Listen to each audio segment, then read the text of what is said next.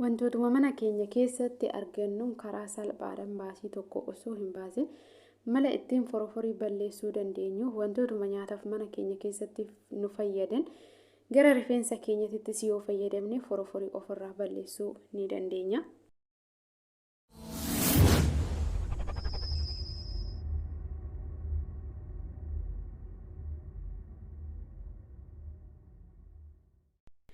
Ashama harka fuunee jirra jirtuu bakka jirtanitti nageenya waaqayyo isiniif haa baay'attu hordoftoota Masii Arsiituu.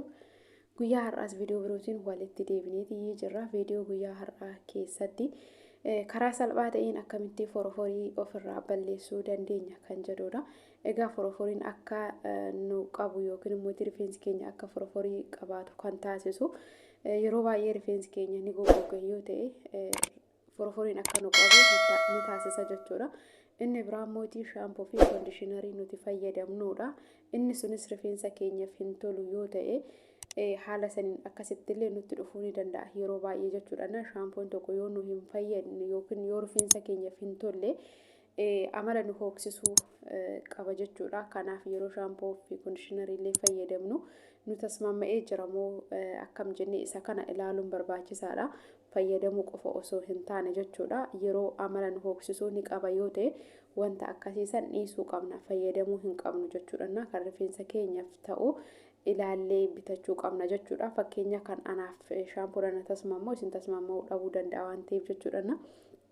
Kanaaf yeroo fayyadamnu garuu nuti kan nuuf ta'aa jiru ilaallee fayyadamuun baay'ee barbaachisaadha jechuudha.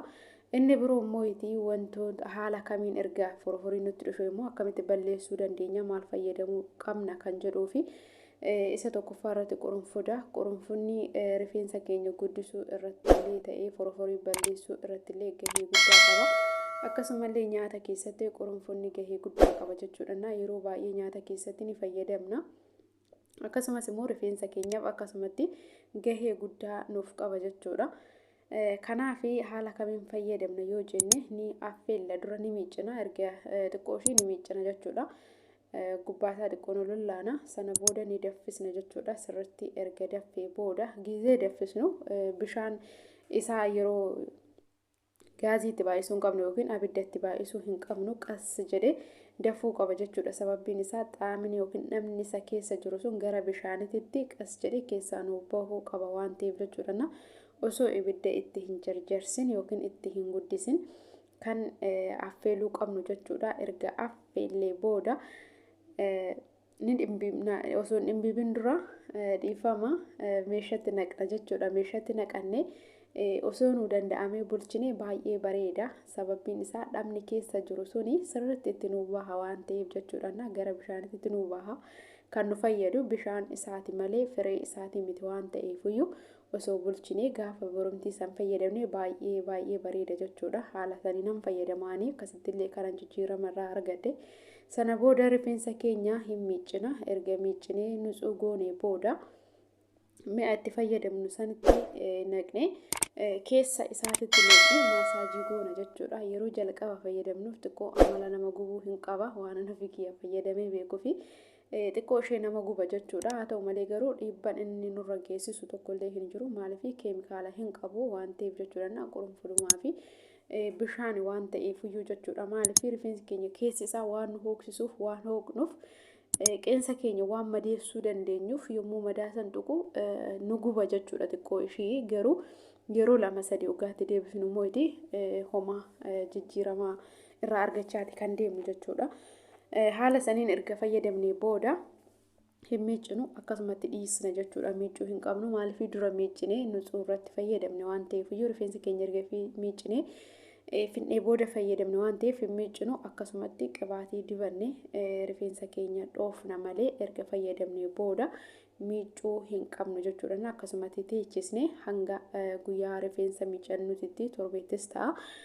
Hanga rifeensa miicannutti akkasumatti teechisna jechuudha. Yeroo kamiyyuu haala kanaan ni fayyadamnu yoo ta'e akka foroforiin nurraa badu taasisuu dandeenya jechuudha. Haa ta'u malee garuu guyyaa 2 guyyaa takka qofa fayyadamtanii ni dhiistan yoo ta'e jijjiirama irraa argachuu dhabuu dandeessanii akkasumas yeroo gabaabaa keessatti irraa jijjiirama argachuu dhabuu dandeessanii itti fuftanii osoo abdii hin muratin yoo fayyadamtan garuu irraa jijjiirama argachuu dandeessan jechuudha. guyyuma lama takka qofa fayyadamtanii bichaa hin dhiisina wanta fayyadamtan kamiyyuu irra deddeebiidhaan fayyadamaa irra deddeebiidhaan yoo fayyadamtan irraa jijjiirama argachuu dandeessaniin isiniin jedha.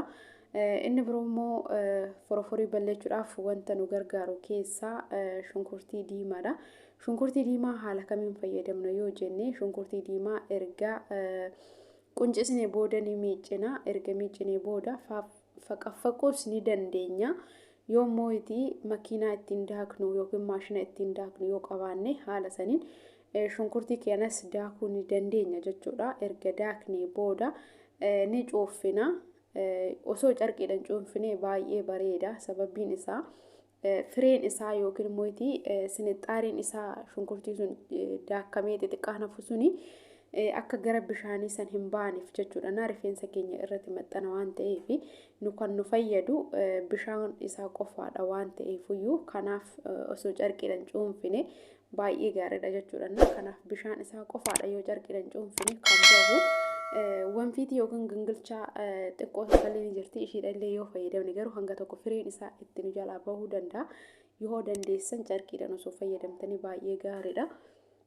Isa kanallee immoo akkasuma keessa isaatittidha kan fayyadamnu jala isaatitti jechuudha. Jala isaatitti kan fayyadamnu jala isaatti erga fayyadamne booda maasaaj goona. Wanta kamiyyuu yommuu fayyadamnu maasaaj gochuu qabna jechuudha. Sirriitti akka keessa seenutti maasaaj gochuun nu fayyada. Maasaaj gochuun rifeensi keenyallee akka nuuf dheeratu nu gargaara jechuudha. Yeroo baay'ee kanaafi haala kanallee yoo fayyadamne forforii nurraa baduu danda'a. Garuu yeruma lama qofa fayyadamtanii qofa hin dhiisina. Osoo abdii muratiin jijjiirama barbaadan yoo ta'e itti yoo fayyadamtan irraa jijjiirama argachuu dandeessan jechuudha. Guyyaa takka lamaaf fayyadamnee jijjiirama irraan argannu, torbee takka fayyadamnee jijjiirama irraan argannu, ji'a hanga ji'aatti garuu jijjiirama irraa argachaa deemna jechuudha. Kana jechuun ji'aatti yeroo baay'ee miti kan rifeensa keenya dhiqannu biyyaansi yoo guddate torbeedhaan bultii sadii yoo keessatti dhiqanneedha waan ta'eefiyyuu kanaafiyyuu yeroo fayyadamu garuu haala kanaan fayyadamuu qabna. Fooliin shunkurtii xiqqoo nama rakkisa. Garuu immoo fayyadamtanii daqiiqaa muraasan booda daqiiqaa 30 booda deebistanii dhiqachuu ni dandeessa. Shunkurtiin akka hanga qurunfudaatii miti shittaan isaa baay'ee nama jeeqa waan ta'eef jechuudha.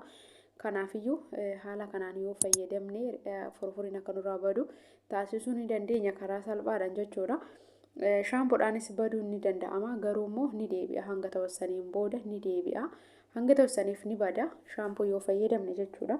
Sana booda garuu inuma deebi'a jechuudha. Mala kanaan yeroo kamiyyuu mana keessatti wantoota argachuu dandeenyuun karaa salphaadhaan wantoota argachuu dandeenyuun yoo fayyadamne garuu akka muluutti nurraa badu taasisuu dandeenya jechuudha.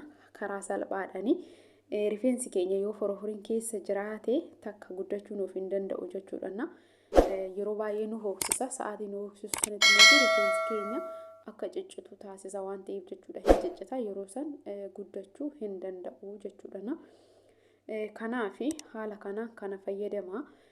Wantoonni biroollee wantoonni forforii balleessan wantoonni hedduun jiraachuu malanii akkasumallee ginjibilillee haaluma kanaan ni balleessa forforii jechuudha. Ginjibilallee akkasuma bishaan isaa cuuffitanii faqaffaqxanii yaa ni beektanii erga faqaffaqxanii booda isallee akkuma shunkurtii dura fayyadamtanii sanitti haala saniin yoo fayyadamtanii forforiin akka nurraa badu ni taasisa.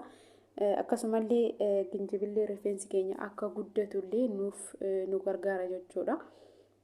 Kanaafi karaa salphaadhaan wantoota mana keenya keessatti argannu forforii balleessuun ni danda'ama karaa salphaadhaan. Egaa viidiyoon guyyaa har'aa qabadhee dhufe kana fakkaata jechuudha. Yaada yoo qabaattan koomentii irratti qooda. Garuu wanta fayyadamtan kam irratti abdii hin muratina. Itti fuftanii yoo fayyadamtan jijjiirama karaa argattan dhibbattan isinitti hima. Yeroo xiqqoo ishee fayyadamnee waan sanirraa abdii muranna yoo ta'e garuu jijjiirama irraa argachuu hin dandeenyu. Kanneen amma asitti dubbadhe keessaa kanneen keessaa kan isinitti tole kan yeroo kamiyyuu argachuu dandeessanitti fayyadamuu dandeessanii maaliif shunkurtiinillee qurunfunnillee ginjibilillee mana keessaa hin dhabamu waan ta'eefiyyuu karaa salphaadhaan haala kana forforii ofirraa balleessitanii rifeensa qulqulluu horachuu fi akkasumallee rifeensi keenya akka nuuf dheeratu taasisuu ni dandeenya jechuudha. Jarreen kun hundi isaaniitu rifeensa keenya guddisuu irratti illee foroforii balleessuu irratti gahee guddaa qaba. Kanaaf hanga viidiyoo birootiin walitti deebinutti nagaan naaf tura. Qamas yoo qabaattan koomentii irratti naaf qoodaa. Turtiin keessan hanga viidiyoo birootiin walitti deebinutti.